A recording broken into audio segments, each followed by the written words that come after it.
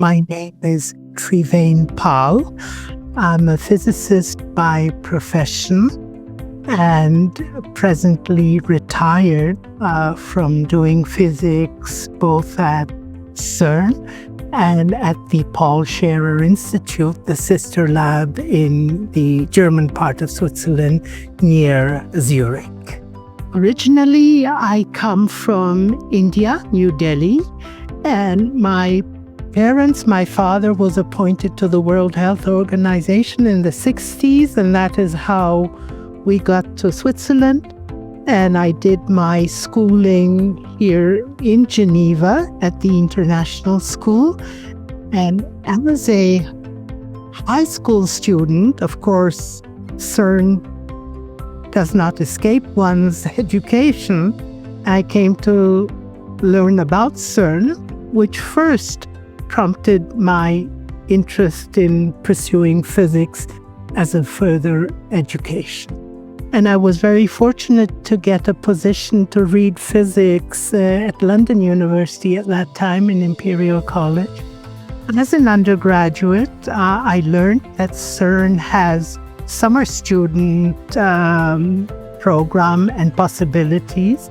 And in my second year of a 3-year course, I tried my luck and I applied and was very honored to have received a position to come in the summer of 73, I believe, at the newly operational PS division, the proton synchrotron. My task was that the newly built PS used the technology pumps for the vacuum, and those were oil-based sputter pumps.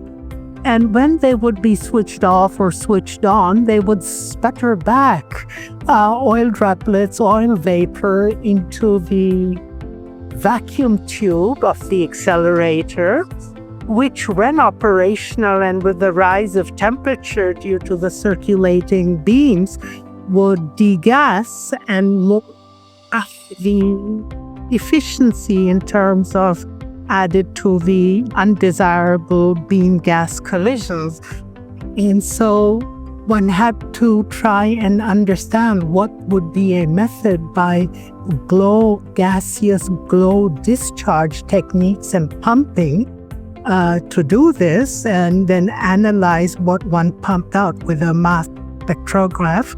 And that's what I was assigned to from 75 to about 83 as a master's and then later a doctoral student attached to the University of Geneva, when I was virtually daily present at CERN on the experiments. At that time, again, I like to call this being at the right place at the right time, particularly at CERN. This was with the then newly functional superproton synchrotron, and on the experiment WA10 in the West Hall. Fortunately, could partake in the rest of the CERN's live seminars, academic training, colloquial, which made it an absolutely unique way to study and see science go ahead at the same time in real time. One thing which also struck me was we started with small experiments, but by the time I graduated at the end of my doctoral, it was already 7 years being at CERN. The size of the collaborations grew, and it was often talked about how the sociology would develop. And simultaneously, when this subject came up, I remember Professor Douglas Morrison, also of CERN, wrote a paper, in this sense not a physics paper, but a very topical paper, which I have till today, The Sociology of Collaborations, which I read and that triggered something in my mind, which is that at CERN, people themselves pull the carpet from under their feet and keep active in all facets. Along with that, I remember a certain Dr. Rafael Carreras, who used to give general talks at lunchtime in the auditorium every fortnight, perhaps. Science, CERN, and society, possibles. That was extremely enticing, interesting, and stimulating to learn. I think CERN seeded very much this enthusiasm and desire to be able to do this. Yes. But before moving to PSI, actually, while the LHC was still in discussion, I actually, in this period, changed direction slightly, and I went off to the rival, which was the superconducting super collider in Dallas, in Texas, which had just started and looked very promising. It was a great chance, which of course was then terminated a few years later. And then I came back to CERN for a while and then made a transition to the Paul Scherrer Institute till recently when I retired. Yes. And the PSI, one of the main reasons for going while the future of LHC and the detectors was being decided, a PSI at that time was just beginning to construct a electron light source for physics of light sources in applied sciences, including pharmaceuticals, materials.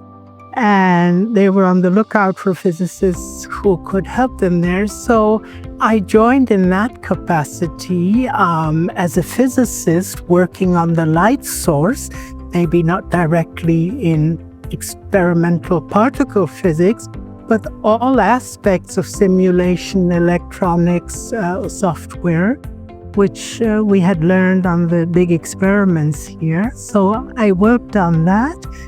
And while there, after our light source was completed, a project was started for its successor, the so-called free electron laser, which also got commissioned and built. And I had the unique privilege and chance to work on that also. So I retired just before the pandemic, and I immediately contacted my colleagues at Atlas that could they use a spare hand for something, and they welcomed me with open arms. Thanks to that, I'm still here, and this year would mark 50 years, half a centuries of association with this incredible movement. The enthusiasm is as high as ever, and the pleasure to come here is unbounded.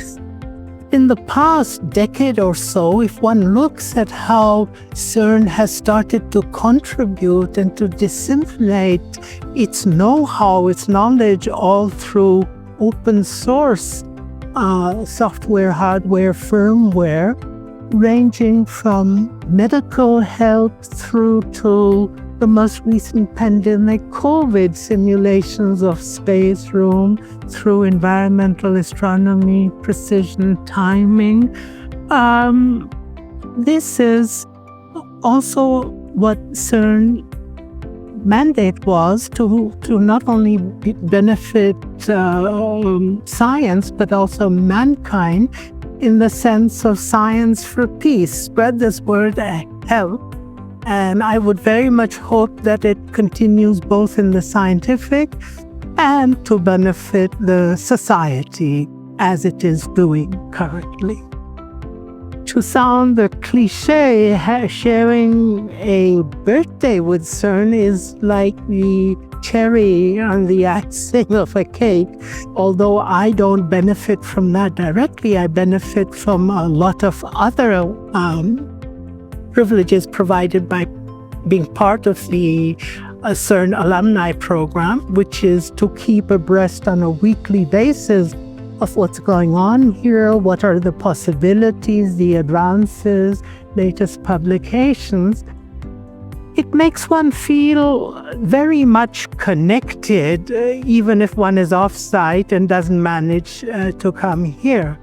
And I have kept in contact with my colleagues this way, and I have also participated in a lot of the online events which the Alumni Association organizes very periodically across the field of interest.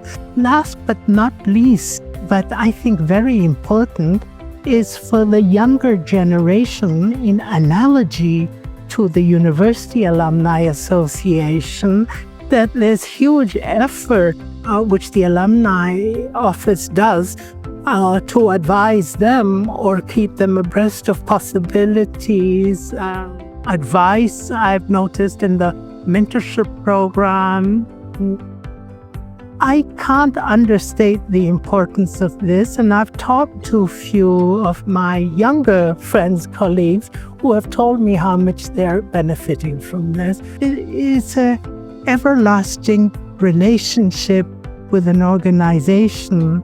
Over this past half a century, every time I'm at CERN, I feel like I'm shrouded by a blanket of scientific security, talking to people, learning from them, and the boost one gets from the excitement of things going on.